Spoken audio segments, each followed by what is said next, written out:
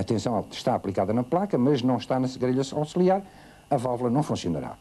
Como é que este interruptor é ligado? Este interruptor foi utilizado num relé, unidade um eletroímã que atrai, como existe nos automóveis, quando nós queremos acender os faróis, nós utilizamos um relé, ou até muitas buzinas, utiliza-se um relé para operar uma coisa de alta corrente, mas utilizando muito baixa corrente. Esse relézinho é operado pela chave de Morse, que está aqui.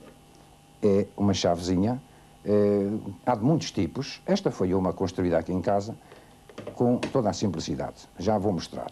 De cada vez que este interruptor, esta chave, liga a alimentação do relé. O relé atraiu automaticamente, a alimentação faz-se e liga o circuito. Por seu turno, por este ponteado a seguir, vê-se que há um outro interruptor que está ligado para cima e que vai passar a ser ligado para baixo. Ou seja, como dois interruptores que desviam de cada vez que é operado este relé. Porquê? Porquê este relé aqui? Porque nós temos necessidade de transmitir energia para a antena e na altura em que não estamos a transmitir, precisamos que a antena envie os sinais de recebidos para o receptor. E por consequência, a antena é esta forqueta que aqui se vê, Convenção Internacional para Antenas, em que o sinal está sempre nela ligado ao receptor, até ao momento que nós operamos a chave de telegrafia, o relé passa para baixo e vai buscar a energia do emissor. Vamos ver se o circuito funciona. Claro que eu podia dizer, neste estado do emissor funcionar ou não, é muito normal que circuitos feitos com tanta simplicidade, sem muita tecnologia, muitas vezes não reagem logo de caras ao seu funcionamento. É uma coisa que, digamos de passagem, tem entusiasmado muito os radioamadores, porque nestas coisas, nestes mundos quase do invisível, do que se passa com as ondas, as que não se vê, não se apalpa, não cheira, dá a sensação de que é tudo muito simples, mas é tudo muito complicado, porque muitas vezes acaba-se de fazer a montagem, ligou-se e o aparelho fica mudo e quedo, não reage, está morto. Depois é preciso o indivíduo aperceber-se do que é que pode fazer para lhe dar vida. Aí é o encanto principal da eletrónica. Alguns livros, opiniões de amigos, ajudas de vários lados, são o suficiente muitas vezes para conseguir pôr o emissor a funcionar. E uma vez que ele está a funcionar, então já a alegria é extraordinária, porque podemos começar a entabular conversa com pessoas que estão a dezenas ou centenas de quilómetros, ou milhares de quilómetros, que vivem com a mesma paixão, que também fizeram os seus emissores, isto nesta época, porque atualmente já quase ninguém faz os emissores, agora quase toda a gente compra já feito, porque pretendem-se coisas mais sofisticadas, tipos de comunicação, que são muito mais complexos e que são muito mais difíceis de construir. Mas, ainda hoje, há milhões de indivíduos à volta do país que utilizam emissores deste estilo e que tinham possibilidades financeiras de adquirir equipamentos de fábrica de preço bastante elevado. Porque acham um encanto especial em ver uma coisa muito simples a fazer um efeito tão interessante. Não há dúvida que um indivíduo adquirir um aparelho que custa 50 ou 100 contos e com ele fazer comunicações com o outro lado do mundo, não é nada de especial, desde que haja propagação, se o equipamento está a funcionar como deve ser, desde que a antena esteja correta, logicamente que é de esperar que a comunicação se possa fazer bem. Agora, quando a coisa saiu da mão do indivíduo que perdeu serões e serões a experimentar, a empurrar, a ligar, a desligar, a aumentar tensões, diminuir tensões, até conseguir pôr o circuito a funcionar, e na altura em que ele sai, na altura em que ele começa a entrabular comunicação com as outras pessoas, naturalmente que dá um prazer extraordinariamente maior. Eu vou ligar a chave, vou ligar um receptor, vou ligar este receptor, 14 megaciclos, vou carregar a chave, o emissor está no ar, podem ver por este aparelho, cada vez que eu carrego a chave, o emissor irradia. Nesta altura, esta energia deste emissor não está a ir para uma antena, mas para o que nós chamamos uma carga fictícia, que está colocada aqui. toda a energia é dissipada naquela carga fantasma. Se eu atirar e ligar dali a antena, de cada vez que eu fizer isto, esta energia vai para a antena e vai até onde houver propagação naquela frequência, num sítio, naturalmente, onde poderão estar dezenas ou centenas de indivíduos que, por acaso, escutem esta transmissão. Ora, como a frequência do cristal é de 14 megaciclos e qualquer coisa, eu vou pôr o emissor no ar e vou abrir o receptor. Ora, o que é que falta? Falta aqui, está tudo bem. Está tudo bem. Tenho energia. 14.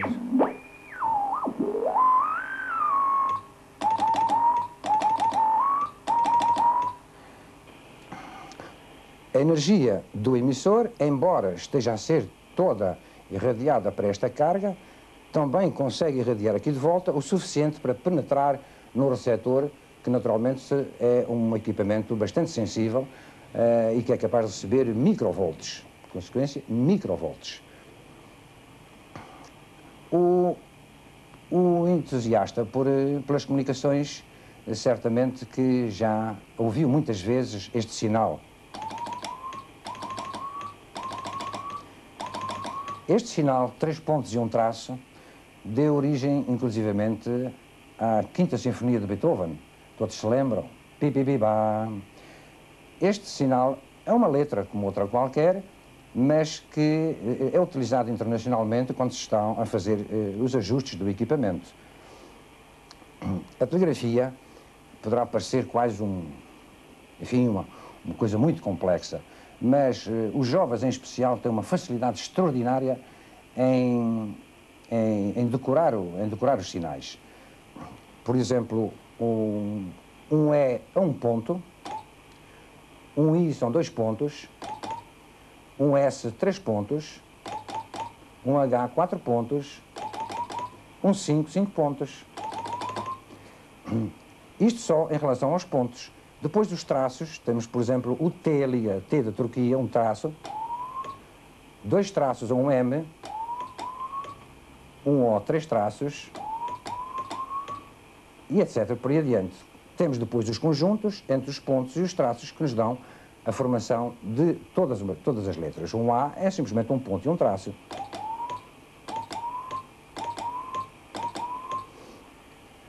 Ora bem, existe maneira de abreviar tanto quanto possível as comunicações e ser-se entendido em qualquer parte do mundo. De vez em quando uma pessoa que me pergunta, mas como é que é isso? Então, eu só sei falar português, como é que eu poderia falar com outros países, com línguas tão diferentes? E então eu explico-lhes, como posso dizer agora. Existe um código internacional que não é uma língua, mas que é simples de decorar porque normalmente são só três letras. Por exemplo, enquanto que para dizer em fonia chamada geral, e teríamos que dizer uma série de letras, chamada geral, é o sistema que se utiliza quando se fala, em telegrafia basta pôr só a letra C e a letra Q, C de Carlos e Q de qual. Assim, quando se diz, por favor, mande-me um cartão de QSL, lá temos a palavra, já um código de QSL, em vez do o por favor, em telegrafia basta simplesmente as iniciais de please, que é PSE. Internacionalmente, quando se ouve PSE, que é isto, quando se ouve este PSE, o outro que está do outro lado, em qualquer parte do mundo, seja ele chinês, seja japonês, seja o que for, ele já sabe que isto quer dizer, por favor. E o outro a seguir era simplesmente QSL, nem era preciso dizer o cartão de QSL. Daí que provavelmente seja a telegrafia o método mais utilizado à volta do mundo, porque há muitas pessoas que na realidade só conseguem falar a sua própria língua. e que têm uma grande dificuldade em penetrar noutros países, a não ser que manejem a língua deles, porque, por norma, os outros amadores não falam língua portuguesa. É muito difícil encontrar radioamadores que falem a língua portuguesa. Felizmente que em Portugal a língua portuguesa, não sei se por uma questão de habilidade pessoal do povo, tem uma certa facilidade, ou pelo menos lata, em falar ou fazer entender-se com outras línguas. É o caso de ser muito fácil para o português falar com os espanhóis, em espanhol, mais ou menos espanhol. Depois, se quer falar com os italianos, mistura-lhe um bocadinho de espanhol com português e o italiano vai percebendo. E, desta maneira, é engraçado verificar que, mesmo falando, há determinadas expressões que acabam por ser mais ou menos sempre as mesmas. E não é preciso o indivíduo, digamos, saber uma língua inglesa para poder estabelecer comunicação com o inglês. Porque há uma série de pequenas palavras que são sintomáticas, que a gente pode decorar e despejar aquilo a pouco e pouco para eles ficarem a entender.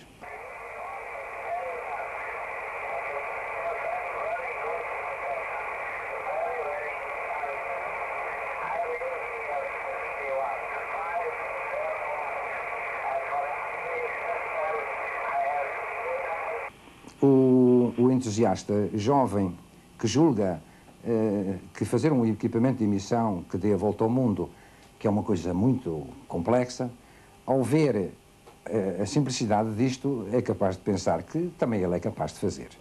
E não há dúvida que esta fonte de alimentação, provavelmente, até há muitos jovens que o têm lá em casa, se calhar no sótão, em algum aparelho, dos velhos aparelhos enormes, antigos, que já não tocam, que já estão destruídos, mas em que a fonte de alimentação é a parte talvez mais cara e pode ser adquirida com facilidade, muitas vezes retirada integralmente do seu receptor. Acontece, por exemplo, que há receptores que antigamente, receptores de há 30 e 40 anos, que trabalhavam muito bem ondas curtas, de maneira que, se forem postos a trabalhar com uma antena apropriada, que é fundamental, a antena tem que ser apropriada, o indivíduo pode ter este receptor já como unidade de fazer a recepção, sem ter mais complicações. E mais, a própria fonte de alimentação que está dentro do receptor pode ser derivada para o emissor, porque só é preciso uma coisa de cada vez. Na altura da transmissão, a fonte de alimentação alimenta o emissor. Na recepção, alimenta o receptor e desliga. É uma coisa simples de construir, é uma espécie de uma montagem como esta com o relé, e quando o relé trabalha, a fonte alimenta o emissor, quando se larga a chave, a fonte alimenta o receptor. Como vemos, a coisa não é assim uma complexidade tão grande que seja inacessível à pessoa.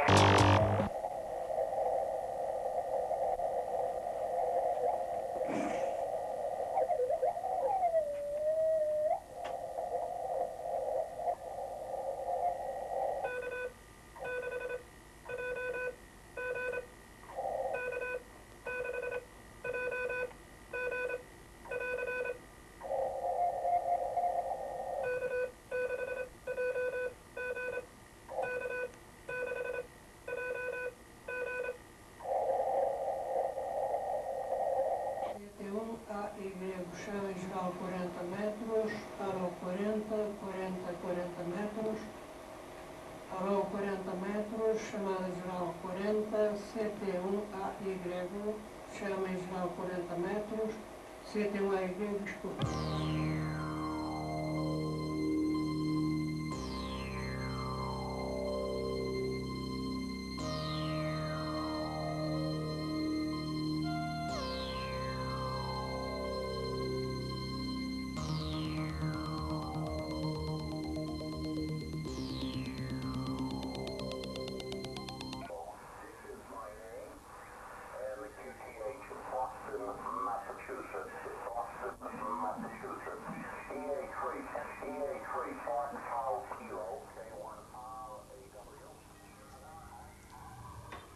O meu nome é Luís Teixeira, A minha profissão, eu sou engenheiro mecânico, trabalho numa empresa de produtos químicos e para aliviar um bocado o stress próprio da minha atividade profissional, ou de qualquer uma, e quase como toda a gente, tenho a minha atividade de lazer, o meu hobby, que neste caso é o radioamadorismo.